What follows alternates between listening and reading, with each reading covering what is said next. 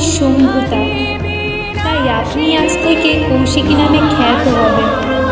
দেবগণের কার্যসিদ্ধি হেতু আপনার সৃষ্টি তাই। এখন আপনি বিন্ধ্যাচলে গিয়ে নিবাস করুন এবং দৈত্য শম্ভু ও নিঃসম্ভের বিনাশ সাধন করুন।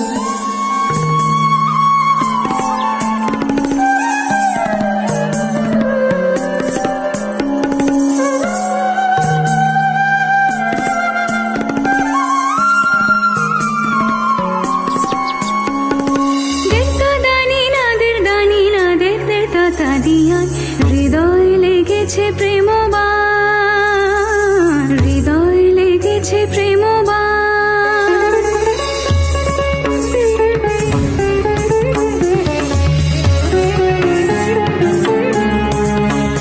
আমি একাকিনী মোহিনী, আলোকে তিলকে কঙ্কনে কুসুমে সেজেছি আভরণে কুমকুমে।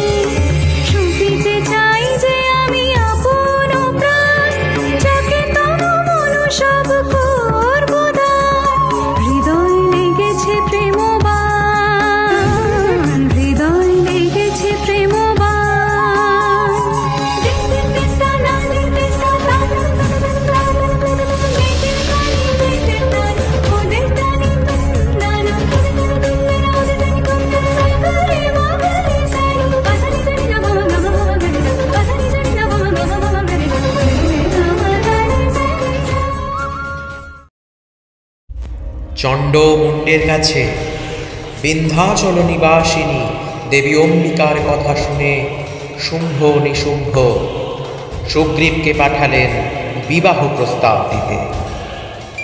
সুগ্রীব দেবীকে বিবাহ প্রস্তাব জানালে দেবী বলেন, হে দানব, এখন তুমি আমার বাণী লয়ে তোমার প্রভুর দুয়ারে যাও।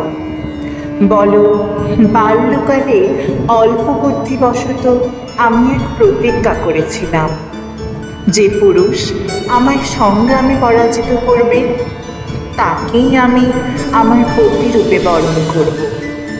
এই প্রস্তাবের কথা গিয়ে তোমার প্রভুর সকাশে প্রকাশ করো। যাও। সুগ্রীবের মুখে দেবীর রূঢ় প্রত্যাখ্যান শুনে অসুরপতি পাঠালেন সেনাপতি ধূম্রলোচনকে। ধূম্রলোচন দেবীকে স্পর্শ করতে চাইলে দেবী তাকে ধূম শব্দে ভস্ম করে। যাও সুগ্রীব, তোমার প্রাণ ভিক্ষা দিলাম। তবে এবার কোনো বার্তা নয়, এবার সম্মুখ সমরে তোমার অসুরেশ্বরকে মৃত্যুর সাথে সাক্ষাৎ করাতে অবতীর্ণ হব। দেবীর যুদ্ধ অনেক ক্রুদ্ধ শুম্ভ নিশুম্ভ তখন চণ্ডমুণ্ডকে পাঠালেন দেবীকে নাশ করতে। তখন দেবীর গাত্র থেকে এক ওজরাপিণ্ড নির্গত হল।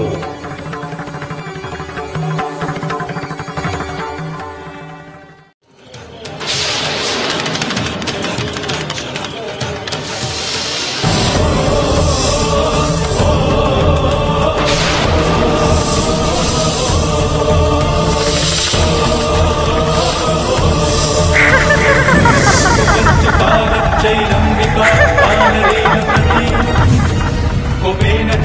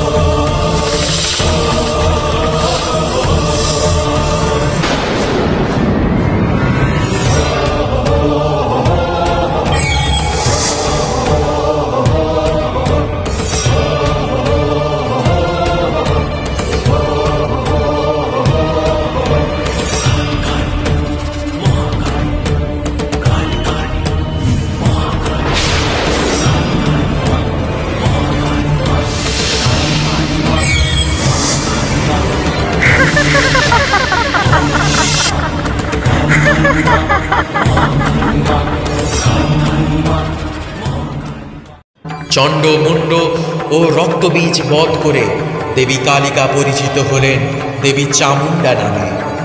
এরপর ক্রমে শুম্ভ নিশুম্ভ দেবী অম্বিকার হাতে পরাজিত ও নিহত হল।